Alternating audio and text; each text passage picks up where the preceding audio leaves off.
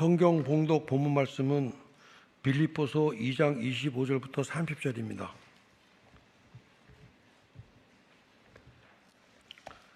신약 성경 356페이지입니다.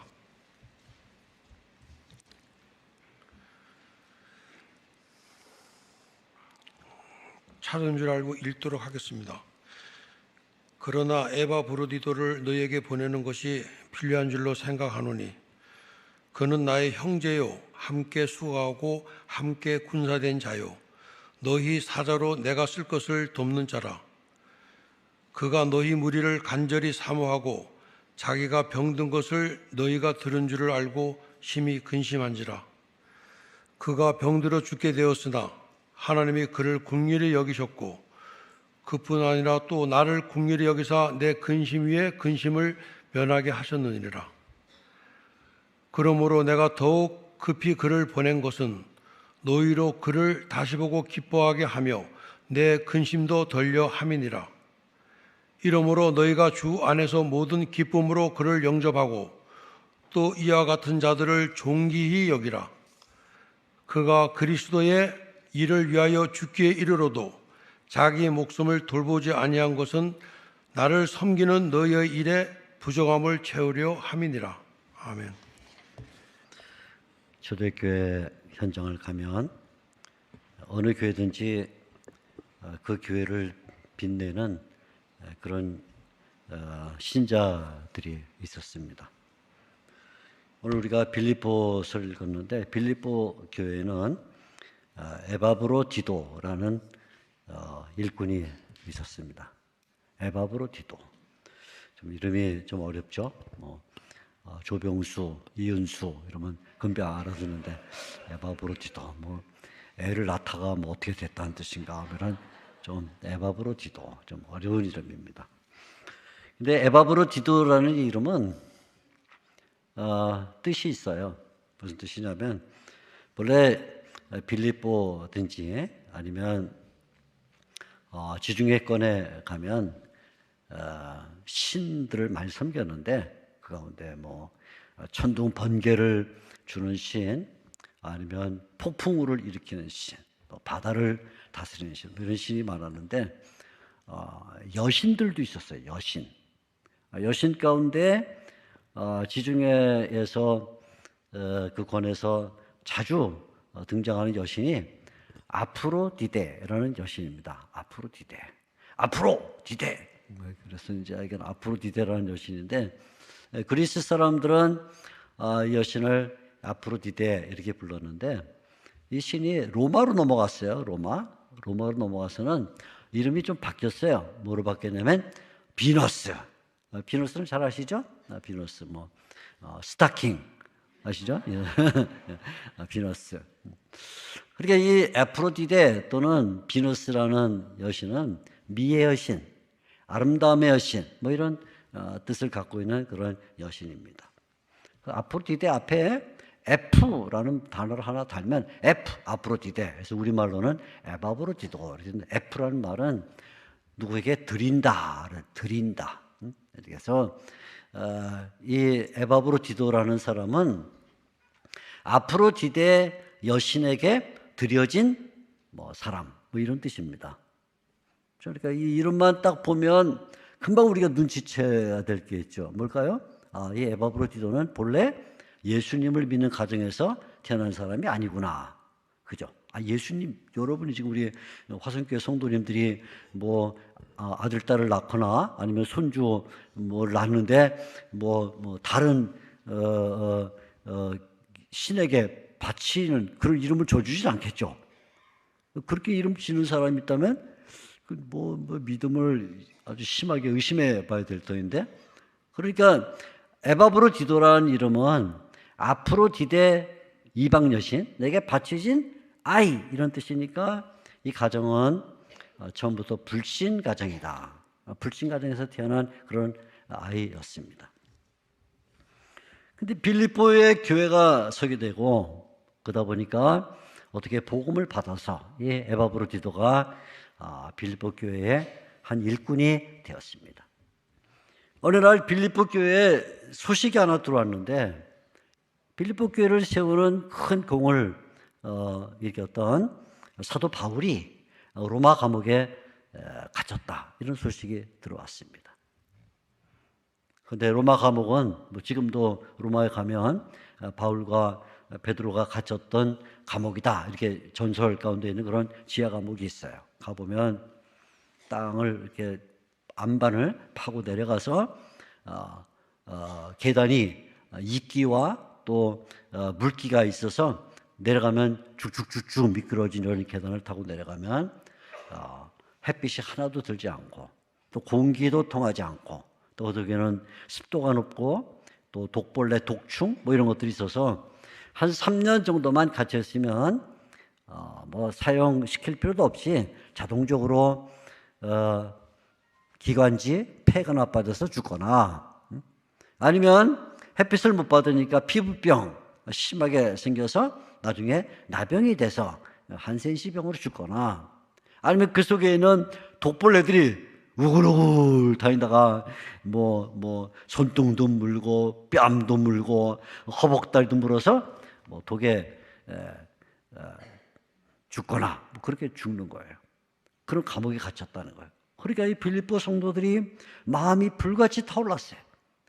교회를 설립하고 교회를 세우고 복음을 전하는 사도 바울이 이런 험한 로마 감옥에 갇혔다, 시야 감옥에 있다는 소식을 듣고는 우리가 어떻게 이분을 도와야 될 것인가 생각하다가, 거기에는 먹을 것도 변변치 않겠고 입을 옷도 변변치 않을 테니 우리가 바울에게 뭔가 먹을 것, 또 입을 것, 덮을 것 이런 것을 좀 보내자 해서 물품을 보내게 됐습니다.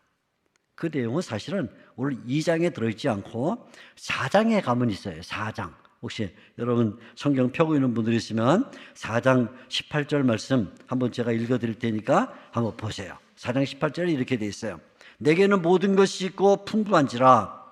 그 다음 말이 중요해. 에바브로디도 편에, 에바브로디도 편에 너희가 준 것을 받음으로 내가 풍족하다. 그러니까 사도 바울이 로마 감옥에 있다는 소식을 듣고 빌립보 교회가 에바브로를 통해서 에바브로에게 짐을 싸서 뭐 등에 지던 뭐 배낭을 가졌건 수레를 가졌건 앞도 끌고 에바브로 디도가 이 많은 짐을, 풍족한 짐을 가지고 바울에게 가서 바울에게 전달을 했는데, 이런 짐을 가져갈 테니 아마 에바브로 디도는 좀 젊기도 하고 아마 좀 이렇게 뭐 건장하기도 하고, 또 혹시나 이런 물품 가져갈 때 뭐 강도나 도적이 오면 또 이겨야 되니까 또 뭐 좀 태권도도 한 7, 8단 되고 막 그런 사람이 아닐까, 이렇게 추정할 수 있어요. 몸집도 크고 또 힘도 있고 좀 체격도 있고 운동도 한 그런 이렇게 짐을 지고 갔다, 그 말이죠. 근데 가보니까 바울의 형편이 너무 안 좋아요. 그래서 그 물건만 주고 돌아올 수가 없어서 에바브로 디도가 이 바울 곁에서 물품 전달하고 난 다음에 몇 날 며칠을 섬겼습니다. 섬겼어요. 근데 섬기다가 보니까 에바브로 디도가 몸이 약해지고, 그래서 사도 바울 생각에 안 되겠다, 다시 에바브로 디도를 빌립보 교회로 돌려보내겠다 해서 돌려보내게 됐습니다. 오늘 우리가 막 읽은 2장 25절 말씀이 바로 그것을 얘기를 해주고 있어요. 그러나 에바브로 디도를 너에게 보내는 것이 필요한 줄로 생각한다, 이렇게 말해요. 그 다음에 또 28절에 그러므로 내가 더욱 급히 그를 보낸 것은, 이 에바브로 디도를 바울이 다시 빌립보 교회로 보내고 있습니다. 그러면서, 자, 이게 이제 중요한 거 이거예요. 그냥 보낸 게 아니고 보내면서 뭐라고 말을 했냐면 빌립보 교회에게 이렇게 말했습니다. 29절. 이러므로 너희가 주 안에서 모든 기쁨으로 그를 영접하고. 에바브로 디도가 이제 돌아가는 거야. 빌립보 교회로 돌아가는데 빌립보 교회 너희는 이 에바브로 디도를 만날 때 뭐라고요? 주 안에서 모든 기쁨으로 그를 영접하고. 그 말은 야 에바브로 디도 왔냐? 이러지 말고 뭐 왔는지 안 왔는지도 모르고 그냥 뭐 예배당에 출석해도 모르는, 그러지 말고 에바브로 디도를 기쁨으로 영접하라. 기쁨으로 얼마나 수고했냐. 그것도 그냥 기쁨이 아니라 주 안에서 기쁨으로 영접해라 하고 말한 다음에 한마디 말을 더 붙였어요. 그리고는 이와 같은 자들을 존귀히 여기라. 따라해 볼까요? 이와 같은 자들을, 세게 한번 합시다. 이와 같은 자들을 존귀히. 제가 세게 하면 여러분도 같이 세게 해야죠. 좀 맞춰주세요. 네, 죄송합니다. 맞춰주세요. 다시. 이와 같은 자들을 존귀히 여기라. 야, 제가 이 말을 읽을 때 정말 제 가슴이 뛰어요. 아니, 바울 자신이 참 존귀한 사도인데, 하나님의 복음을 전하기 위해 온 인생을 드린 사람인데, 어떻게 이렇게 교회 일꾼을 다시 보내면서 이런 사람을 너희가 만나면 주 안에서 기쁨으로 영접하고, 기쁨으로 영접할 뿐만 아니라 이런 사람들을 존귀히 여기라. 존귀히 여기라. 도대체 에바브로 디도가 뭘 했길래, 어떤 사람이길래 사도 바울이 이 에바브로 디도를 존귀히 여기라고 말하는가? 오늘날 하나님의 교회에서 일하는 사람들이, 교회 일꾼 된 사람들이 어떤 사람이어야 존귀 여김을 받는가? 왜 우리 교회의 일꾼들은 존귀하지가 않은가? 왜 나는 주님의 교회에서 일하는데 존귀하지 않은가? 우리가 이 에바브로들을 통해서 어떻게 해야 존귀 여김을 받는가를 배워야만 됩니다. 첫째, 에바브로 디도가 존귀 여겨야 될 사람인 까닭은 사도 바울과의 관계에서 그래요. 사도 바울과의 관계에서 25절 말씀 보면 사도 바울이 이렇게 말합니다. 그러나 에바브로 디도를 너에게 보내는 것이 필요한 줄로 생각하노니, 그 다음에 그는, 설명이 나와요. 그는 나 누구요? 바울. 나의 형제요. 함께 수고하고, 누구하고? 나하고 함께 수고하고. 또 뭐라고 말해요? 함께 군사된 자요. 누구하고? 나하고. 그렇죠? 그리고 너희 사제로 내가 쓸 것을 돕는 자라. 25절에 사도 바울과의 관계에서 에바브로 디도가 어떤 사람이냐를 설명하는데, 나의 형제고 나와 함께 수고하는 자며 나와 함께 군사된 자고 나에게 보내진 너의 사자고 내가 쓸 것을 돕는 자라. 이렇게 말해요. 이것은 일종의 바울이 에바브로 디도에게 붙여진 별명입니다. 별명.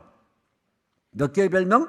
5가지 별명. 잡으세요. 나의 형제. 둘째, 함께 수고하는 자. 셋째, 함께 군사된 자. 넷째, 너희의 사자. 그리고 5번째, 내가 쓸 것을 돕는 자라. 5가지 별명을 붙였어요. 그는 5가지 별명을 갖고 있는 사람입니다. 저는 정말 청년 시절부터 지금까지 신학을 전공한 사람입니다. 신학, 성경 연구를 한 사람이고, 그리고 신약에 특별히 전공을 했고, 수없이 정말 성경을 읽었고, 또 신약 성경을 특별히 수없이 읽었는데, 성경 가운데 보면 별명을 가진 사람들이 있습니다. 구약 성경에 본래 아브라함은 본래 이름이 아브람이었는데 아브라함 이렇게 하나님이 바꾸셨죠. 또 야곱은 간사한 자라는 이름인데 하나님이 이스라엘이라고 바꿔줬습니다. 별명을 붙여줬어요. 이스라엘. 그죠? 신약에 넘어오게 되면 베드로, 그죠? 본래 이름은 시몬인데 게바, 베드로 2개가 더 붙었습니다. 사울, 바울 별명이 붙어있죠. 그런데 제가 성경을 열심히 읽어봐도 별명이 3개까지 있는 사람이 있어요. 3개까지. 야, 그런데 별명이 5개 있는 사람은 신구약 성경에 딱 한 사람밖에 없어. 누구? 아직 에바브로 디도 설명하고 있으니까 그냥 에바브로 디도 나오면 되는 거죠. 자, 신구약 성경에 별명이 5개 있는 사람은 누구? 100점. 굉장해요. 에바브로. 이야, 그러니까 생각을 해보세요. 사도 바울이 어떤 사람이에요? 사도 바울은 보통 사람이 아니에요. 하나님의 그 세계를 들여다본 사람이고, 하나님의 뜻이 무엇인지 아는 사람이고 성경을 13권이나 쓴 정말 위대한 그런 사람인데, 이런 사도 바울이 자기 주위에 함께 일하고 있는 에바브로디도를 향해서 5가지 별명을 줬다는 것은 너무나 큰 의미를 가지고 있죠. 어떤 의미일까요? 이 사람은 굉장히 유익한 사람이다. 굉장히 유익한 사람. 이 사람은 정말 유익한 사람이다. 다양한 유익을 주는 사람이다. 그런 말입니다. 다양한 유익을 주는 사람. 세상에는요, 유익을 주는 사람들이 없는 게 아닙니다. 능력 있는 사람들이 많이 있습니다. 그런데 세상에서는 능력 있는 사람들은 조금만 능력을 가지면 독립해버려요. 독립해. 기술을 배우고 아니면 지식 배우고 나면 이제 나도 독립하겠다 해서 독립해요. 그게 세상의 법칙이에요. 그런데 이 에바브로디도는 이렇게 5가지 능력, 5가지 이런 별명을 갖고 있는 사람이니까 굉장히 능력 있는데도 불구하고 바울 옆에 그대로 남았어요. 아, 바울 사도님, 세상 같으면 바울 사도님 이제 나이 드셨으니까 바울 사도님 은퇴하시고, 또 바울 사도님 이제 감옥에 갇혔으니까 뭐 더 일하겠습니까? 이제 그거로 끝내시고 이제부터는 내 시대가 이렇습니다 하고는 에바브로디도가 자기 시대에 열렸다고 이 능력을 갖고 안 했다고 말이에요. 안 했어요. 겸손하게 자기를 낮추고 협조자로 남아서 사도 바울 곁을 지키는 사람이 되었습니다. 하나님의 교회에서 정말 필요한 사람은 리더가 아니에요. 리더는 한 명이면 돼요. 한 명. 리더는 한 명이면 되고 나머지는 뭐가 중요하냐면 협조자가 필요해요. 협조자. 돕는 사람. 함께 일을 해주는 사람. 여기 함께란 말이 여러 번 나오는데 함께 일해주고 함께 싸워주는 사람이 필요한데, 많은 경우에 교회에서 보게 되면 일을 좀 하다 보면 그때는 이제는 내가 리더가 되어야지 하고는 리더가 되어버리고 마니까 협조자가 없어져요. 협조자.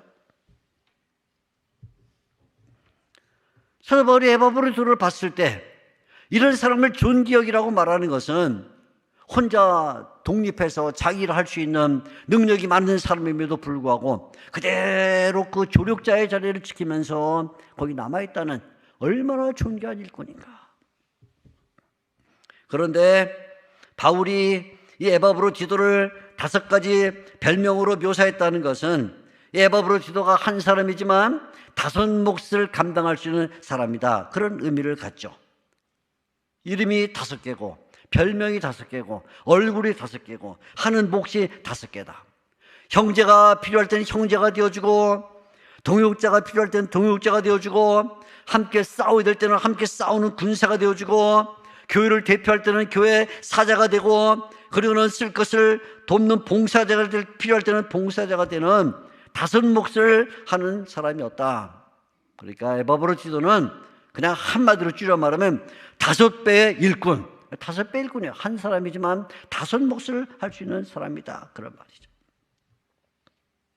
제가 오랜 시간 동안 우리 교회에서 이렇게 사역하고 신학교에서 사역하면서 많은 교회와 많은 신자를 만나면서 결국 신자는 4종류다라고 제가 결론을 내렸어요. 제가 내린 결론이 그거예요. 많은 사람 만나보고 많은 신자 만나고 결국 신자는 4종류다. 나쁜 종류부터 말씀을 드리면 풀로 설명을 해요. 식물로 설명은 첫째, 아주 나쁜 신자가 뭐냐면 독풀 신자가 있어요. 독풀 신자, 독초 신자. 이 신자는 어딜 가든지 간에 망쳐. 찬양대에 들어가면 찬양대를 다 망쳐놔. 찬양대. 안 되겠다. 빼갖고 주일학교 교사 주면 주일학교를 다 망쳐놔. 애들 다 떨어지고 교사들 싸우고. 안 되겠다. 빼갖고 구역에다 보내면 구역 다 망쳐놔. 그냥 막 죽을 써. 어딜 가든지 간에. 이야. 근데 그분도 구원을 받은 거예요. 그리고 구원받고 그리고 신자는 신자예요. 그런데 어딜 가든지 간에 다 망치는 독초, 독풀 신자가 있어요. 독풀 신자. 독풀 신자보다 조금 난 신자는 누구냐면 넝쿨 신자. 넝쿨. 이 사람은 혼자는 절대로 못 있어. 혼자는 반드시 무슨 뭐 나무든 아니면 기둥이든 벽이든 뭔가 꼭 뭐가 있어야 돼. 그래서 옆에 사람을 귀찮게 만들어. 얼마나 귀찮게 하나. 좀 저리 가 있어. 언제 옆에 와 있어 벌써. 그죠? 좀 저리 가. 금방 와 있어. 해가지고 비비고 달라붙고 뭔가 필요한 거 뺏어가고 하면서 넝쿨 신자. 도풀 신자보다는 좀 낫지만 넝쿨 신자 아주 괴로운 신자예요. 제 주변에도 있어요. 제 주변에도. 근데 일생 동안 넝쿨 신자야. 불행한 건. 이야. 넝쿨 신자보다 조금 나은 신자는 뭐냐면 나물 신자, 나물. 나물 알죠? 콩나물. 콩나물이요. 콩나물 시루에다가요. 콩 심어놓고 물 주면 자라요. 자랍니다. 자라는데요. 여름에 선풍기 앞에 들으면 다 넘어져. 싹 넘어져. 분명히 서긴 서. 넝쿨보다는 좋아. 자기 힘으로 서니까. 그런데 힘이 없어가지고 조금만 시련이 오거나 조금만 유혹이 오거나 문제가 생기면 그냥 넘어져. 나물 신자. 신자 가운데 가장 좋은 신자는 약초 신자. 따라합시다. 나는 세게 나는 약초 신자다. 약간 양심의 가책을 받으면서 이제 해보는 다시 한번 해볼까요? 나는 약초 신자다. 약초 신자. 약초 신자 진짜 좋은 신자야. 망가진 구역에 들어가면 다 싸매가지고 구역 다시 뿌리를 켜세우고, 찬양대 잘 못하고 망가지면 찬양대 가지고 다시 찬양대 세우고, 휴일할 애들 다 떨어진 데 가면 다시 다 주워 모아가지고 다시 만들고, 정말 약초 신자는 어디를 가든지 간에 세워주는데, 에바브로 지도 약초 신자야. 약초 신자. 그냥 약초 신자가 아니라 다섯 몫을 하는 약초 신자라 어디에 가든지 형제가 필요하면 형제가 되어주고, 네? 형제가 되어주고, 동역자가 필요하면 동역자가 되어주고, 군사가 필요하면 군사가 되어주고, 교회를 대표하는 몫이 필요하면 사자가 되어주고, 쓸 것을 돕는 동역자가 필요하면 봉사자가 되어주는, 어딜 가든지 간에 이 에바브로 지도는 좋은 신자예요. 좋은 신자. 5배 신앙인. 사도 바울이 에바브로 지도를 빌립보로 보내면서 이런 사람을 존귀 여기라고 말한 것은, 에바브로 지도는 약초 신자야. 약초 신자. 그냥 약초 신자가 아니라 5배의 일을 하는 약초 신자야. 한번 따라해 볼까요? 약초 신자가 세게 약초 신자가 되자. 약초 신자가 돼야 돼요. 에바브로처럼. 사도 바울이 이 사람을 다시 교회로 보내면서 이런 사람을 존귀 여기라 말했어요. 첫째. 둘째는 왜 이런 사람을 존귀 여기냐? 그러면 교회와의 관계를 보니 정말 이런 사람은 존귀 여겨야 된다. 26절 말씀을 읽어봅니다. 이렇게 말합니다. 그건 에바브로 지도예요. 그 다음 말이 중요해요. 너희 무리를. 너희는 누구예요? 빌립보 교회요. 빌립보 교회. 아까는 나라는 말이 나오죠. 25절은 나와 함께 나의 쓸 것을, 26절은 바꿔서 너희 무리를. 에바브로 지도는 교회와 깊은 관계를 가지고 있었는데, 사도 바울과 깊은 관계를 가지고 있던 에바브로 지도가 빌립보 교회와도 깊은 관계를 가지고 있었는데, 그 마음이 교회에 가 있어요. 교회가 있어요. 어떤 마음이 가 있어요?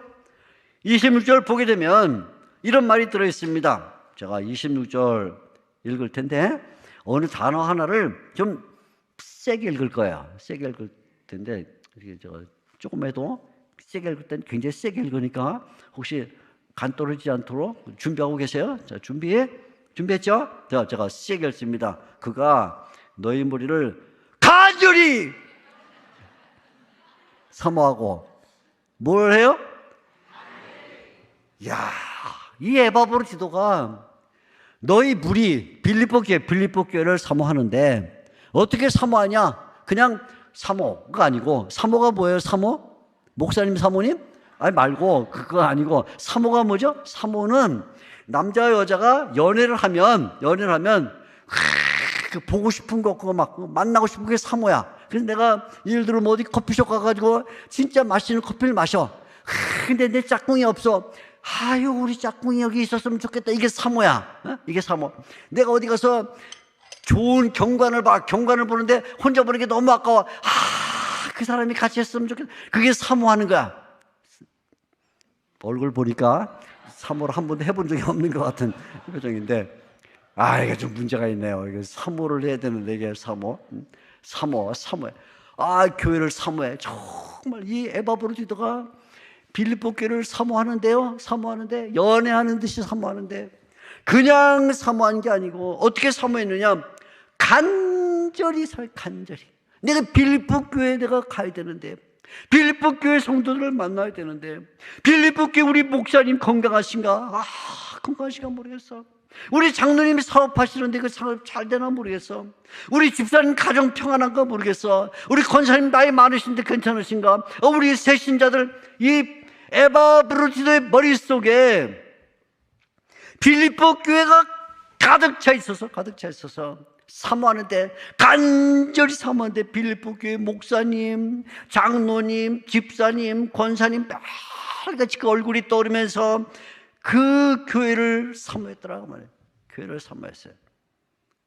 사도 바울이 에바브로디도를 존경이라 하고 말하는 것은, 이렇게 교회를 사모하는 사람이 세상에 있다니, 놀라운 일이다. 제가 성경 공부를 시켜서 저하고 성경 공부를 해서 예수를 믿은 사람이 있어요. 저보다 나이가 두세 살 적은 남자분인데, 어느 날 저에게 목사님 점심 한번 드시겠어요? 그래서 점심 먹자 그래서 만났습니다. 점심 먹는데 생뚱맞은 질문을 해요. 이렇게 나한테 묻습니다. 목사님은 어느 요일이 제일 좋으세요? 그래. 목사님은 어느 요일이 제일 좋으세요?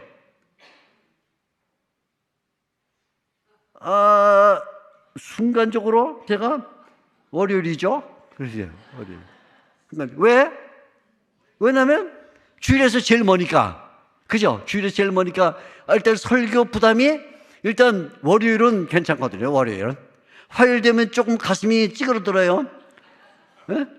금요일 토요일쯤 되면 완전히 이게 심장마비 걸릴 정도예요. 우리 목사님들은 지금 제 얘기를 다 아실 거예요. 무슨 뜻인지. 네? 성도님들은 몰라. 근데 월요일은 주일에서 제일 멀거든. 제일 마음이 편해. 그래서 목사님은 어느 요일이 제일 좋으세요? 하자는 그냥 거의 순간적으로 월요일이 제일 좋죠? 왜요? 그래서 주일에서 제일 머니까 설교 아직 준비 안 해도 되니까 했더니 성도님이, 나는 월요일이 제일 싫은데. 따라해보세요. 나는, 세게 해보세요. 나는 월요일이 제일 싫은데. 그래서 저도 반사적으로 물었죠. 왜 싫어요? 그분이 이렇게 대답해요. 주일에서 제일 머니까. 내가 먼저 물어볼 걸 잘못했어. 내가 손해잖아. 내가 물어보고, 목사님은 어느 요일이 제일 좋으세요? 그래서 성도님은 어느 요일이 제일 좋으세요? 먼저 물어보고, 저는 월요일이 제일 싫어요. 나도 월요일이 제일 싫어요. 그럴 텐데, 바보처럼 내가 먼저 대답을 해놨으니 만회를 받을 수가 없잖아요. 만회를. 근데 제가 그 말을 듣는 순간 정말 충격이 왔어요. 충격이. 나는 목사고, 나는 설교를 하고, 나는 성경을 가르치고 성도들을 만나는 걸 좋아해야 되는데, 오히려 나는 성도들을 안 만나는 월요일이 주일에서 멀기 때문에 제일 좋다고 말하는데, 이 성도는 월요일이 제일 싫어요. 왜? 예배를 기다려야 되니까, 설교 듣는 시간 기다려야 되니까, 성도들하고 만나는 시간이 머니까. 네? 교회에 가서 성도들 만나 대화 나누고 함께 찬송하고 모여서 기도하고 성경 배우고, 비록 교회에서 주는 밥 진짜 미안합니다. 화석교는 어떤지 제가 모르겠는데 아무튼 그렇잖아요. 솔직히 말하면. 그죠? 그게 밖에 나가서 먹는 그런 좋은 밥이 아니지만 천국의 만찬처럼, 천국의 만찬. 그죠? 네? 하늘나라에서는 먹을 낙원의 음식처럼 교회에서 주는 그냥 뭐라고 해야 되나? 그걸 내가 뭐라고 해야 되나? 아무튼 그냥 밥 한 그릇에, 아니 국수 한 그릇에 김치 쪼가리라도 너무 맛있네. 그게 세상에 어떻게 이렇게 맛있는, 나는 근데 그게 아직 멀잖아. 그죠? 여러분 따라해 보세요. 나는 월요일이 제일 좋다. 좋아요? 그렇다면? 생각을 좀 하고 따라하세요. 자, 다시 한번. 나는 월요일이 제일 싫다. 아멘. 왜요? 주일에서 내일 뭐니까, 주일. 아니, 아직도 화요일이, 아직도 화요일. 아니, 아직도 수요일이라고? 아직도 목요일? 도대체 왜 일주일을 이렇게 만든 거야? 월, 토, 주일. 하지? 그죠? 월, 토, 주일. 어? 그죠?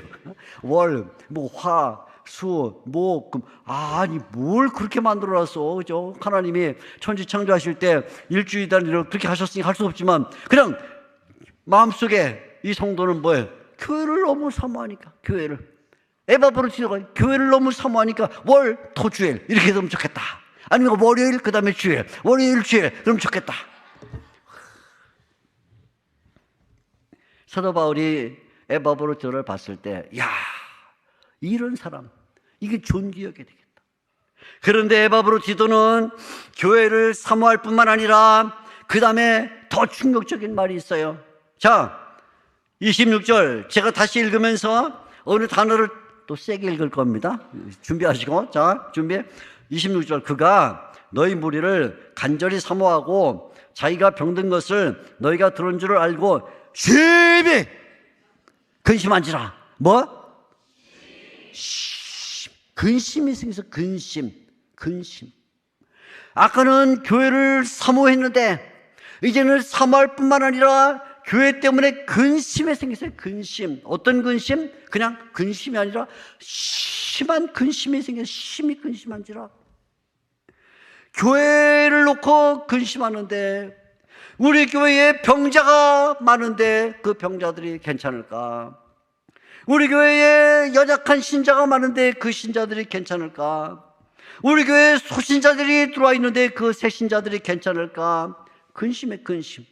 눈이 내리면 교회가 무너지지 않을까 걱정하고, 비가 많이 오면 교회가 떠나지 않을까 걱정하고, 해외여행 나가서도 집사님 친구들, 장로님 친구들한테 전화해서 교회 괜찮아? 물어보고, 가서 뭐 사진 찍고 뭐고, 그게 재밌는 게 아니라 해외여행 가서도 교회 걱정하느라고 정신이 없는. 우리 화성교회 성도님들은 그래서 해외여행도 안 가는지 모르겠어요. 너무 교회를 사랑해서. 야, 교회 때문에 근심해.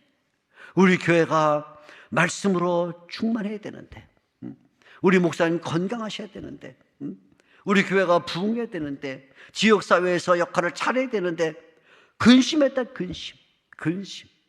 사도 바울이 이 에바브로티도를 볼 때 교회를 사모함이 지나치고 또 교회를 근심함이 지나치는 걸 보면서, 야, 이게 진짜 일꾼이다. 진짜 일꾼. 진짜 일꾼. 여러분, 올해 눈이 참 많이 왔어요. 눈이 많이 왔는데 화성교회는 뭐 든든하니까 걱정 없겠지만, 사실 지방에 있는 조그만 교회들은 그냥 뭐 얇은 지붕으로 돼 있거나 아니면 뭐 이렇게 좀 연약한 교회들은 무너진 데가 있어요. 있습니다.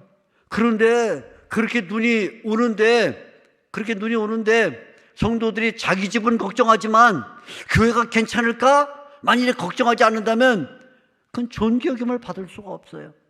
자기 집 걱정하듯이 교회를 걱정하고, 그래서 교회에 뭔가 부족한 것을 채우려는 마음을 가져야 되는데, 30절 맨 끝에 그런 말이 있습니다. 나를 섬기는 너희 일의 부족함을 채우려 함이라. 이 에바브로티도는 교회를 둘러보면서 교회에 뭐가 부족한 게 보이면, 야, 저건 내가 해야 될 일이구나 하고는 교회의 부족함을 채웠다. 이런 사람을 존귀히 여기라. 교회를 사모하고 교회를 근심하고 교회 때문에 걱정하는 이런 사람을 존귀히 여기라, 그렇게 말했어요. 하나가 더 있어요. 세 번째, 왜 바울이 에바브로티도를 존귀히 여기라 라고 말하냐면, 그거는 바울과의 관계뿐만 아니라 교회와의 관계뿐만 아니라 더 근본적으로는 예수님과의 관계 때문이에요. 예수님 관계. 30절 말씀을 봅니다. 30절. 자, 앞에 25절은 나라는 단어가 중요해요. 나의 형제. 26절은 너희가 중요해요. 이번에는 중요한 단어가 뭐냐면 그리스도라는 단어예요. 그리스도. 30절 그가 그리스도의 일을 위하여. 그리스도의 일을 위하여.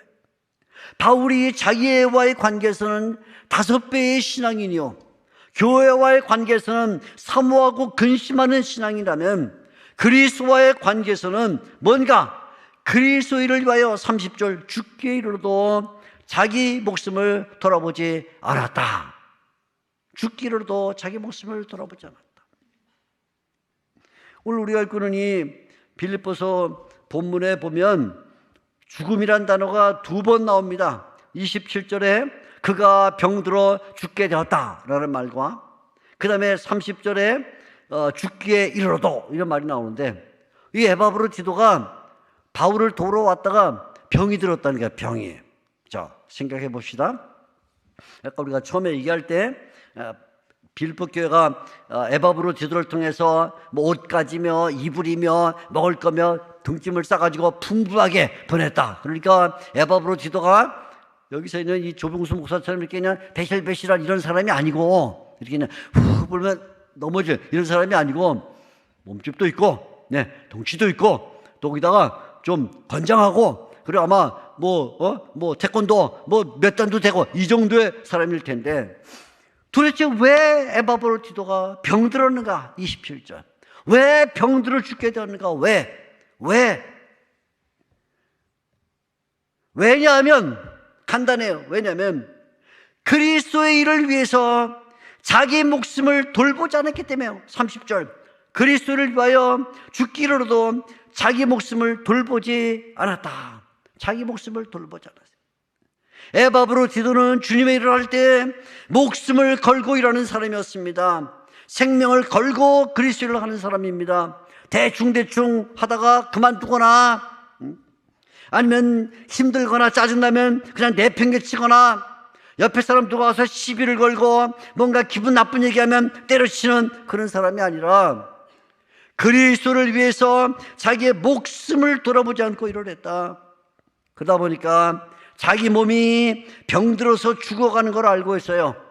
처음에는 기침이 나오더니 그 다음에는 뭔가 목에서 피가 나오고 그 다음에 심한 통증이 오고 자기가 점점점 죽어가는 걸 알고 있어요.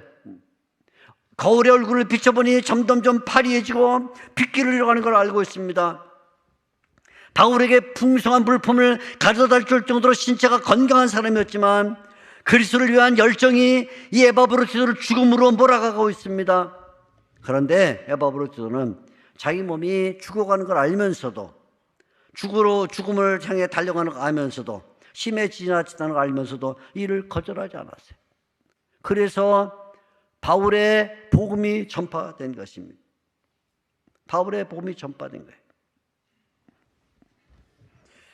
우리나라 지금 2025년인데 100년 전, 우리 복음 받은 지가 한 140년 전 이렇게 되는데, 이 복음이 들어왔을 때 그냥 토를 잡은 게 아닙니다.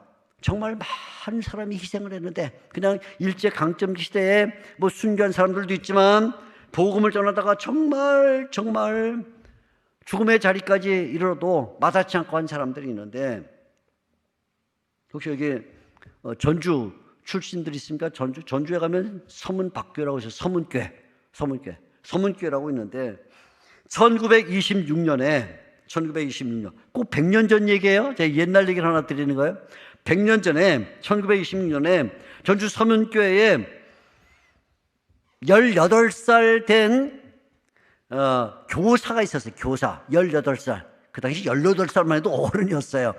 18살 된 교사 이름이 방애인 선생인데, 방애인 선생.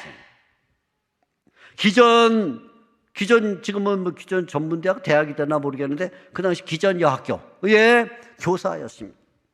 본래 황희도 출신인데 이 전주에 내려와서 18살에 기전여학교의 선생 일을 했는데 믿음이 너무 좋아요. 그런데 내려와서 보니까 일제 강점기 시대에 이 어린 아이들이 먹지도 못하고 입지도 못하는 걸 보면서 자기가 월급을 받는 것을 털어서 그거로 옷을 사고 먹을 것을 사서 학교 방과 후에는 소문밖 그 동네 앞에 나가서 그 아이들에게 먹을 것 주고 하면서 복음을 전했습니다. 복음을 전했어요. 복음을 전했는데 어느 가을날 심하게 비를 맞았어요. 심하게 비를 맞고 감기에 걸리게 됐습니다. 기침이 나오기 시작했습니다. 주위의 사람들이 방 선생님 한 달만 쉬어야 됩니다 하고 말하는데, 그러면 한 달 쉬는 동안 우리 애들이 어떻게 될까 해서 매일 나가요. 매일 나가다 보니까 각혈을 시작했습니다. 피가 나옵니다. 점점점 몸이 파리해져 갑니다. 옆에 있는 사람들이 말립니다. 선생님 그렇게 하면 안 돼요. 결국 6년 만에 죽었어요. 24살에 18살에 교사를 시작해서 소문박 그 동네 아이들에게 복음을 전하고 자기가 받은 월급을 털어서 먹이고 입히다가 죽었습니다. 그 당시에 소문박 소문교회를 목회하시던 목사님이 배은희 목사님이라는 분인데 너무나 마음이 아파서 전기를 쳤어요. 전 전기를 보고 하는 얘기예요. 저는 뭐 100년 전에 제가 거기 있었겠어요. 백은희 목사님이 거기에 전기를 쳤습니다. 방애인 선생이 어떻게 해서 죽었는가? 하나님의 복음이 이 땅에 자리를 잡고 교회가 서고 그리고 그 교회 사람들이 모여서 하나의 공동체를 이루는 때는 자기 몸이 병든 것을 알고도 자기 몸이 파리해져 가는 것을 알면서도 죽음으로 가는 것을 알면서도 이 일을 하는 사람이 있어야 되는 거예요. 언제가 제가 여기 멀지 않은 목동에 지금도 목동에 그 본부가 있는 모르는데 GMTC라는 선교 회가 있어요. GMTC 선교회 총 간사회에서 일주일 동안 집회를 부탁해서 제가 집회를 했습니다. 수련회를 이제 했다 그 말이에요. 수련을 했습니다. 수련을 하고 금요일 날 밤에까지 이제 하는데 여름이었어요. 여름에 그 일주일 동안 수련을 했는데 밤 수련을 다 마치고 정말 너무너무 더워갖고 뭐 땀이 그냥 비 오듯이 아니라 그냥 아예 연못에 빠져 있는 것처럼 젖을 정도로 이렇게 수련하고 금요일 날 밤에 다 끝나서 이제 집에 가서 좀 쉬어야겠다 그러는데 수련 딱 끝나고 앞에 내려갔더니 그 당시 이제 여기 이하무개 목사님 여러분 대표셨는데 오늘 이번 주간 우리 조 목사님 오셔서 우리가 큰 은혜를 받았는데 감사합니다. 박수. 그런데 끝나기 전에 마침 일본에서 한 선교사님이 집회를 참석하셨는데 한 5분 동안만 우리 선교 보고를 받읍시다. 그런데 제 마음속에 나 빨리 집에 가서 샤워 좀 하고 좀 쉬고 싶은데 또 5분 또 붙잡히겠구나 하고 약간 강사였음에도 불구하고 이렇게 나가고 도날드 더 알죠? 오리 주둥이 이렇게 나가고 빨리 나만 좀 보내주자. 일본 선교사님이 나왔는데 올라오자마자 갑자기 여러분이 저를 만나기만 하면 선교사님 무리하지 마세요. 무리하시면 안 돼요. 무리하지 마세요 라고 말하는데 갑자기 주먹으로 책상을 때려치면서 나를 만나면 무리하지 말라는 말 하지 마세요. 무리하지 말라는 말 하지 마세요. 그 다음에 이렇게 말했어요. 주먹으로 책상을 때려치면서 무리하지 않고 어떻게 주님의 일을 할 수 있습니까? 내가 집에 돌아가려다 말고 세다.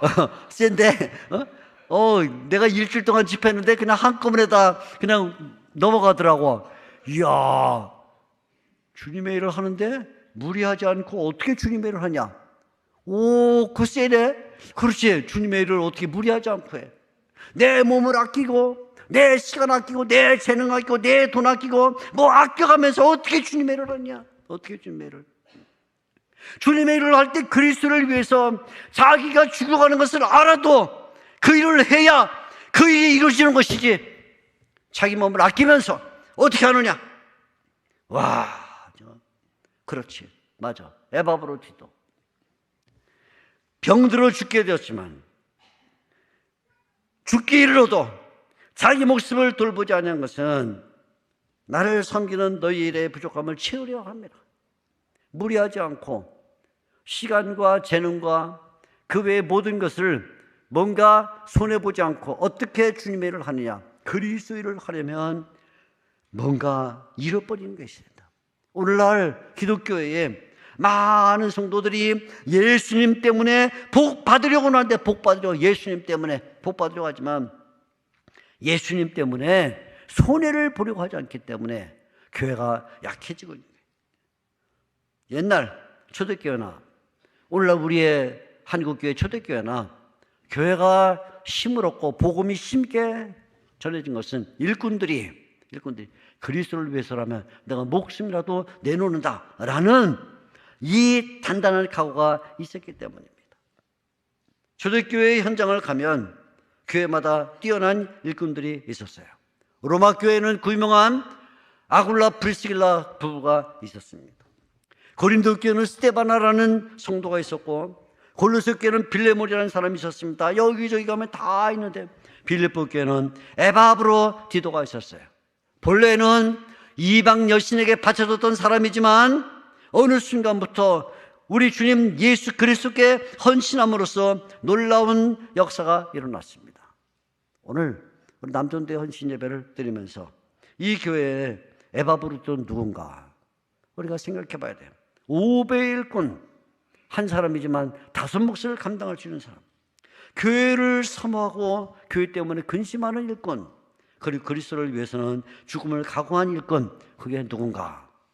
제가 물어볼 때 손드는 겁니다. 이제 손드는 거예요. 이 화성교회의 에바브로디도는 마음속으로 드세요. 마음속으로 진짜 들지 말고 마음속으로 누군가 들어야죠. 나죠. 그렇습니다. 바로 여러분입니다. 남전도회 또 오늘 말씀을 들은 화성교회 모든 성도님들이 에바브로디도와 같은 신앙을 가지고 주님을 섬겨서 화성교회의 큰 놀라운 성장, 더 작게 성장해서 놀라운 역사를 이루어가기를 바랍니다. 오늘도 귀한 말씀 주신 하나님께 영광과 찬송을 돌립니다. 하나님 아버지 감사합니다. 귀한 말씀을 주셨습니다. 에바브로디도처럼 5배의 신앙인으로 약초처럼 주님을 섬기고 교회를 사모하고 교회 때문에 근심하는 성도가 되고 또 주님의 일을 위해서는 목숨도 아끼지 않고 덤벼드는 이런 존귀한 신자들이 되게 하여 주옵소서. 이러한 신자를 존귀 여기겠다 하셨사오니 우리로 하여금 그 존귀의 영광을 얻게 해 주시옵소서. 남전도에 복 주시고 오늘 말씀을 들은 모든 성도들 화성교회 위에 큰 복을 더해 주시옵소서. 예수님의 이름으로 기도합나이다. 아멘.